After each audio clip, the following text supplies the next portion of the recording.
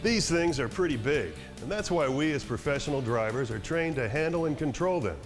It's our experience and expertise that keep us on the road and help us to anticipate and avoid problems with less experienced motorists. But there's something even bigger than us out there, something with more power and energy than even 100 trucks put together. And we come across them all the time on the roads and highways we use every day. It's trains, at least 12 million pounds of thundering locomotives, freight and passengers. That's 6,000 tons. Think about it for a minute. A typical freight train going just 55 miles an hour can take a mile or more to stop. That's the length of 18 football fields. So when we cross paths, we have to look out for them. And you'd think it'd be easy. After all, how can you miss spotting something that big? Yet all you have to do is turn on the news or open the paper, and you see many tragic incidents between trains and trucks. And if you think these incidents are concentrated on just the rookies, think again. Statistics don't lie. Crashes between trucks and trains run the gamut from the 2-year rookie all the way up through the seasoned pro who's been driving for 30 years. Look, we all have an investment of our own time and money in our training as well as our ongoing careers. What you're about to see are real scenarios that affect each and every one of us. These situations are the most common that we encounter. Only the names have been changed to protect privacy. So when it comes to crossing paths with trains, all of us can take a second to gain a little knowledge that can help us stay alive when we drive.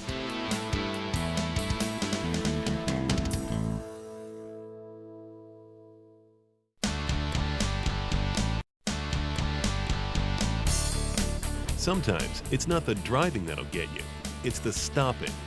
When approaching a crossing that has no white pavement line present, pro drivers use the 15-50 rule of thumb. This means stop no closer to the nearest rail than the average car length, which is 15 feet, and no further than 50 feet in order to maintain good sight distance. Pretty simple stuff. What makes it tricky is that not all railroad crossings are the same. Some have an advance warning sign, which does just what you'd think. It tells you that a crossing is coming up. When you get to the actual crossing, sometimes there are pavement markings, and sometimes there aren't. And then there's the crossbuck, reminding us that it's our responsibility to yield to trains. Remember, we can stop our rigs a whole lot faster than that train can be stopped.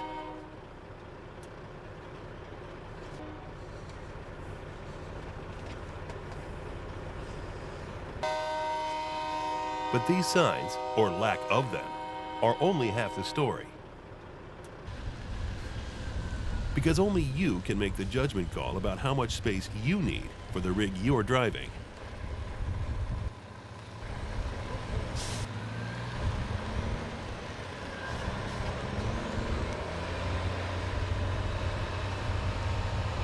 When driving an extended van or panel truck, you have a longer vehicle than the cars around you. So in order to safely clear any railroad crossing, you've got to account for this extra length. Now, crank that up to a new semi or a double, and you're talking at least an extra 53 feet of vehicle behind you that you have to allow for in order to ensure a safe crossing. And from rookie to pro, underestimating this is one of the biggest causes of incidents involving trains. This judgment is a combination of your training, experience, skill, and alertness as a professional driver. After all, that's why we're called professionals.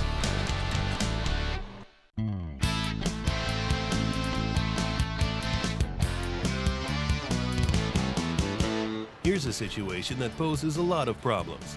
Multiple tracks. When approaching a crossing that has 2 or more tracks, it's more than just looking both ways. Just because the coast is clear, remember that you have yet another condition to keep in mind, namely the length of the trailer you're hauling behind you. You not only have to clear the first set of tracks safely with both your cab and trailer, you've got to do it again, right away, for every set of tracks at the crossing. Timing this movement is made extra complicated when you allow for the distance your truck needs to cover in order to cross safely. Professional drivers know that the extra time we allow ourselves to navigate these multi-track crossings is often a matter of life and death, and that's the way we treat it every time we encounter it.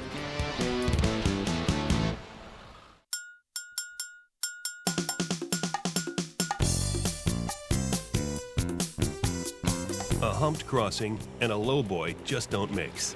Some crossings, especially older, smaller ones and ones in tight, congested traffic areas, are higher than the roadbed leading up to them.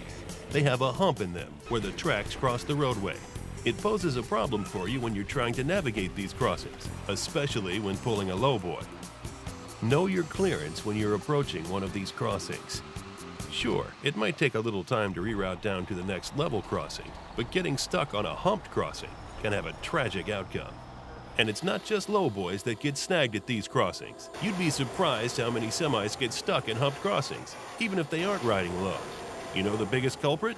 Dolly legs. That's right.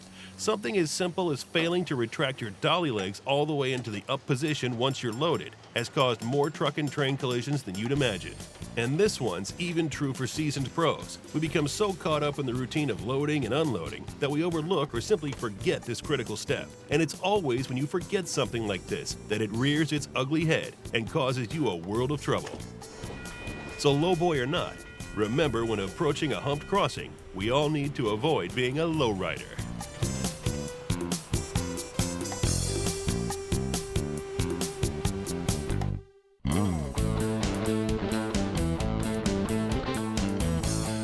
There are a few situations where knowing the rules can not only save you some fines, but also help you avoid bigger trouble like a collision. Like if you come upon a railroad crossing and there's an official flagman, such as a law enforcement officer or official railroad employee. Well, at this point, that person becomes a traffic control device. Your first allegiance in this situation is to carefully follow their directions, because they are in control of the crossing and all of the traffic moving through it. Okay, speaking of hazardous, that brings us to number 2. Hauling hazardous materials. This one is very clear. If you have a hazmat placard on your truck, you must stop before attempting to cross at a railway intersection. It's also a good idea to use your hazard flashers. Once you've come to a stop, then proceed with extreme caution once you have determined the coast to be clear.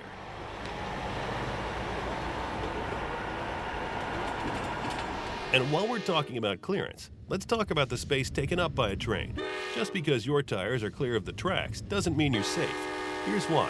The train cars overhang the rails on each side of the train. This overhang space is at least 3 feet on each side, so keep this in mind when timing any crossing you make over railroad tracks. Okay, that's all for avoiding problems, but what about if you find yourself in the middle of a problem? Let's say you get stuck on the tracks for whatever reason. It happens nearly every day all across the nation. Okay, first, get out of your vehicle. Then, to minimize everyone's risk, you've got a friend at the crossing.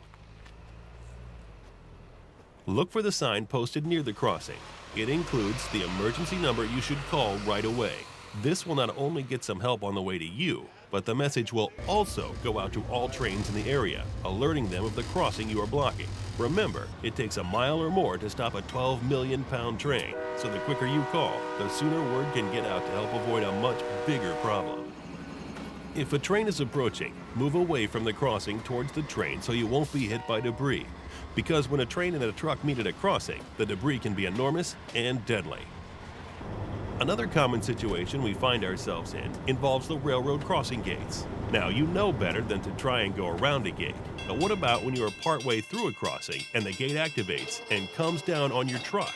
It's 2 quick steps to take. First, get your truck off the crossing. If you can't, then get yourself out of your rig and away from the crossing to avoid debris. And next, call the police or emergency number posted near the crossing. With a good grasp of these rules and guidelines, you can further ensure that your truck and a train don't ever meet at the crossroads.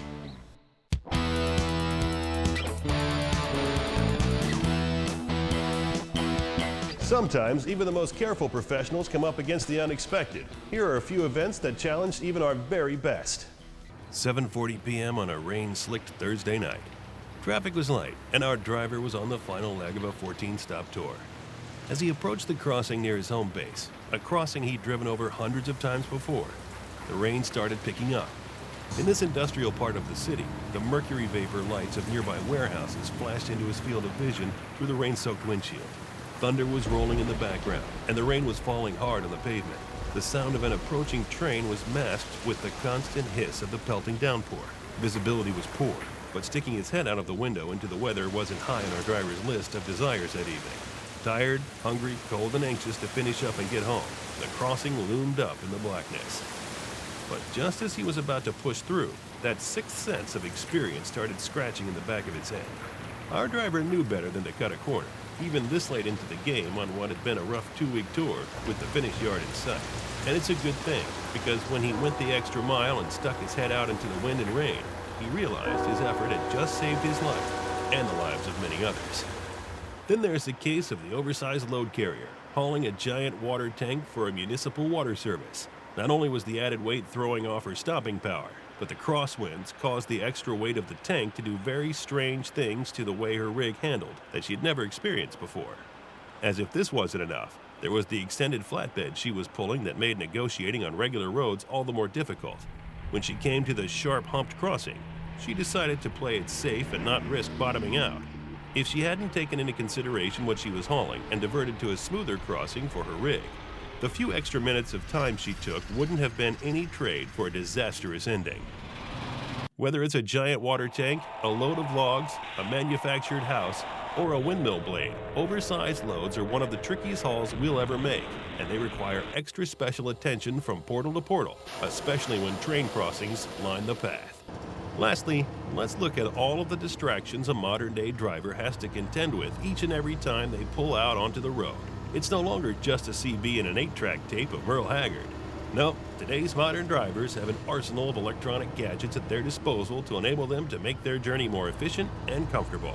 But when you factor in the CB, the pagers, the heart-pumping stereo system, the GPS programming unit and displays, and even laptop computers, you've got a multitude of hidden hazards waiting to occur that increase the odds of a fatal mistake. And not one single device has the sheer destructive power of the modern cell phone. From phone calls, Bluetooth accessories, video chat, and especially text messaging, the cell phone holds the power to distract professional drivers like no other electronic device. When you mix these distractions in with the extra attention it requires to safely tackle a railroad crossing, the outcome can have dire consequences. So whether it's bad weather, an oversized load, or dangerous distractions, take the time to recognize what you'll be up against before every trip. A little safety planning, some common sense, and your professional driving experience is what makes us the best of the best.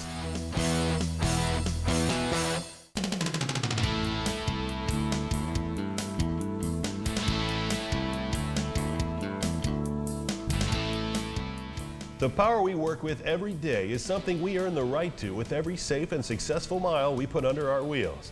As truckers, we thread goods and supplies to every artery of the nation's backbone. But all of us have to take a step back and marvel at the sheer might a modern locomotive generates. By working in tandem, we each play a pivotal role in the nation's daily transportation and commerce demands.